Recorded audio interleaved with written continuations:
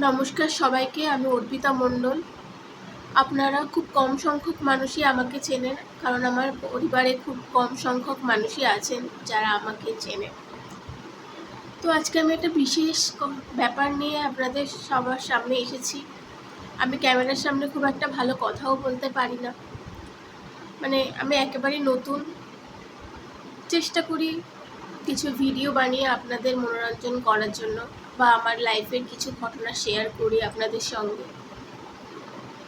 তো আজকে আমি একটা খুব খারাপ অবস্থার মধ্যে দিয়ে যাচ্ছি, সেটাই আপনাদের কাছে শেয়ার করার জন্য আমি ভিডিওটা করছি। আমি জানি না ভিডিওটা কতটা মানুষের কাছে পৌঁছাতে পারবে, কি আদৌ পৌঁছাবে কি না আমি জানি না, কারণ সোশ্যাল মিডিয়াটা অতটাও আয়ত্তের মধ্যে নেই আমার। তো আপনাদের কাছে যদি একটু সময় থাকে আমার ভিডিওটা দেখার, তো প্লিজ ভিডিওটা দেখবেন আর আমাকে একটু সাপোর্ট করবেন, কারণ আমি যে সময়ের মধ্যে দিয়ে যাচ্ছি এখন, আপনাদের সাপোর্ট ছাড়া আমি এগোতে পারবো না।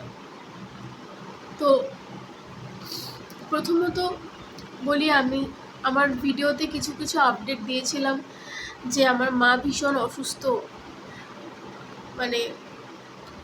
কিন্তু আমি কখনো ওইভাবে আমার মায়ের ভিডিও দিইনি, বা ভিডিও দিলে ইনকাম করব এরকম ব্যাপার আমি কোনোদিন ভাবিনি যে করতে হবে, কারণ আমি এইসব ব্যাপারগুলো মানুষকে জানাতে চাইতাম না, বা ওইসব ব্যাপার আমার ঠিক একটা পছন্দ ছিল না। কিন্তু আজকে আমি একরকম বাধ্য হয়েই সবাইকে জানাতে বাধ্য হচ্ছি আর কি। প্রথমে আমি আমার মার কথা বলি। আমার মা বিগত অনেক বছর ধরেই বিভিন্ন অসুখে আক্রান্ত। তার বিভিন্ন রকম অসুখ ছিল, অসুখ আছে। থাইরয়েড, কোলেস্ট্রল, তারপরে কোমরের হাড় ক্ষয়, আরও অনেক ধরনের অসুখ আছে, সুগার। তো এইসব অসুখের জন্য আমার মাকে প্রায়শই ডাক্তার দেখাতে হয়। তো এইসব ডাক্তার দেখানোর কারণে আমার মাকে প্রায় সময় ভেলোরে যেতে হয়। তো ভেলোরে ডাক্তার দেখাতে যেত, এরকম হতে হতে আপনাদের সাথে গল্পটা শেয়ার করছি। এরকম ভেলোরে যা ডাক্তার তো দেখাতে যেত, একবার খুব শরীর খারাপ হলো, বলল যে আমার বুকে খুব যন্ত্রণা করছে, বুকের ডান পাশে খুব যন্ত্রণা করছে। তো তার জন্য ভেলোরে যাওয়া হলো। বিভিন্ন পরীক্ষা নিরীক্ষা, ভেলোরে গেলে তো একটা দুটো পরীক্ষা দেয় না, বিভিন্ন ধরনের পরীক্ষা নিরীক্ষা দেয়। তো তার জন্য আমার মা ভেলোরে গিয়েছিল, আর সেখানে বিভিন্ন টেস্ট করা হয়। আর সেই টেস্টে আমার মা যে আল্ট্রাসোনোগ্রাফি হয়, সেই আল্ট্রাসোনোগ্রাফিতে আমার মায়ের পেটে যে টিউমার ছিল সেটা তারা ধরতে পারেনি। ভেলোরের মতো জায়গায় এই ভুলটা কি করে হলো আমি তো বুঝে পাই না, বা আপনারা যারা ভেলোরে যান তাদের সঙ্গে এরকম কখনো হয়েছে কি না আমাকে অবশ্যই জানাবেন। তো কখনো এরপরে ভেলোর থেকে আসলো, মা তো বছরে আগের বছর 2 বার গেছিলো ভেলোরে। তো তারপর ভেলোর থেকে আসার পরে মায়ের পেটে প্রচণ্ড যন্ত্রণা শুরু হয়। তো এরকম 1 সপ্তাহ 2 সপ্তাহ যাচ্ছে। আমার বাবাকে বলা হলো, তখন বাবা বলছে না এগুলো তো আর এখন হচ্ছে না, তাহলে চলো আমরা এবার একটা নর্মাল ডাক্তার দেখাই। এই আমাদের যাদবপুর কেপিসিতে আমরা ডাক্তারটা দেখাই। যাদবপুর কেপিসিতে না, প্রথমে যাদবপুর কেপিসি নয়, প্রথমে আমরা ইডিএফে যাই। ইডিএফ আমার কাছে একটা ভরসার জায়গা, কারণ ছোটোবেলা আমারও অসুখ করেছিল, মেনিনজাইটিস হয়েছিল। তো ইডিএফ থেকেই আমার মা বাবা আমাকে সুস্থ করে এনেছিলেন। তো আর কি, এবার ইডিএফ থেকে আনার পরে কি বলবো, ওরা বললো যে মাকে নাকি, মায়ের পেটে নাকি বড় বড় টিউমার হয়েছে, যেগুলো অপারেশন না করলে যে কোনো সময় ব্লাস্ট করবে। এবার ব্লাস্ট করবে যখন বলেছে, তখন কি উপায়, না এখনই অপারেশন করতে হবে। তো অপারেশন করা হলো যাদবপুর কেপিসিতে। যাদবপুর কেপিসিতে করার পরে মানে ভর্তি করার আগে আর কি মায়ের সুগার ফল হয়ে যায়। মানে আমার কথাগুলো না খুব মানে এড়িয়ে যাচ্ছে, মানে আমি গুছিয়ে ঠিক বলে উঠতে পারছি না, আমরা যেহেতু অভ্যস্ত নই ক্যামেরার সামনে কথা বলতে। তো এরপরে যাদবপুর কেপিসিতে নিয়ে যায়, এবং কেপিসিতে নিয়ে যাওয়ার পরে মায়ের টিউমারটা অপারেশন করা হয়। আর ওখান থেকে সেই টিউমার প্রায় 4 কেজি টিউমার বার হয়, এবং ওই টিউমারগুলো বায়োপসি করা হয়। আর বায়োপসি করার সময় তারা আমাদের বলে যে না, কোনো ভয় নেই, কোনো কিছু নেই, বায়োপসি রিপোর্ট একদম নর্মাল আছে। এবার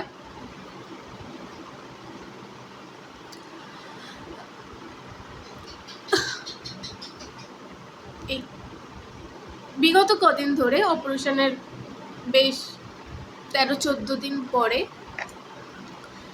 মায়ের গায়ে ছোটো ছোটো টিউমার উঠতে থাকে, ছোটো ছোটো মাংসপিণ্ড, যেগুলো দেখে আমি কিছুটা ভয় পেয়েছিলাম যে কি হচ্ছে, কেন হচ্ছে। আমি বিভিন্ন নেট ঘাটলাম, ইউটিউব ঘাটলাম, তো এইগুলো দেখে আমার মনে হলো এগুলো ক্যান্সারের লক্ষণ আর কি। তো আমি তখন বাবাকে বারবার বললাম যে দেখো মায়ের গায়ে তো এইসব উঠছে, তো এগুলো কি হতে পারে, একটু যাও চিত্তরঞ্জনে নিয়ে যাও বা যে কোনো ক্যান্সার হাসপাতালে নিয়ে যাও। এবার বাবা সেখানে হাসপাতালে নিয়ে গেল। এবার চিত্তরঞ্জন থেকে তো ফেরত দিল, বললো যে ক্যান্সার যতক্ষণ না ডিটেক্ট হবে, যতক্ষণ না জানা যাবে যে এটা ক্যান্সার কিনা, ততক্ষণ এটা মানে কি বলবো, ওরা চিকিৎসা করতে পারবে না।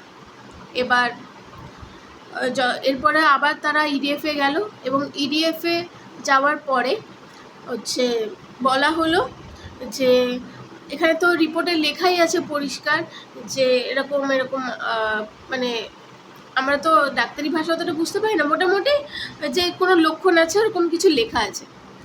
তো ডাক্তাররা যদি এরকম ভুল করে তাহলে তার দায় কে নেবে? আমার প্রশ্ন হচ্ছে, ডাক্তাররা যদি ভুল করে তার দায় পেশেন্ট নেবে? পেশেন্ট নেবে না তো। আজকে যদি আমার মায়ের কিছু হয়ে যায় তার দায় কে নেবে? ডাক্তার কি আসবে?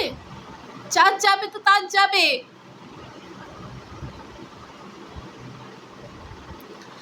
আমার মায়ের শরীরটা প্রচন্ড খারাপ, আজকে যদি আমার মায়ের কিছু হয়ে যায় এর দায় কে নেবে? আমি আমার বাবা মায়ের একমাত্র সন্তান, আমি ছাড়া আমার বাবা মায়ের কেউ নেই,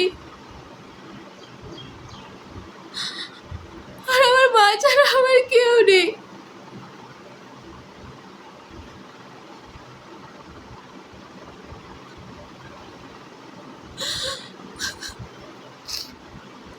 আমার মা ছাড়া আমার কেউ নেই।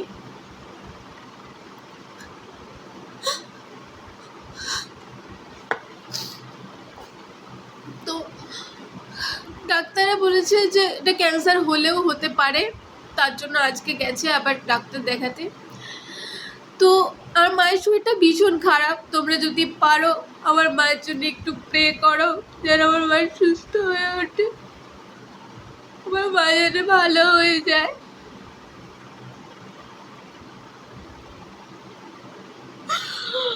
আজকে আমি বাধ্য হলাম ক্যামেরার সামনে আসতে, আমি কখনো ভাবিনি আমাকে ক্যামেরার সামনে এসব বলতে হবে। আমি কোনোদিনও ভাবিনি আমার ক্যামেরার সামনে এসব বলতে হবে।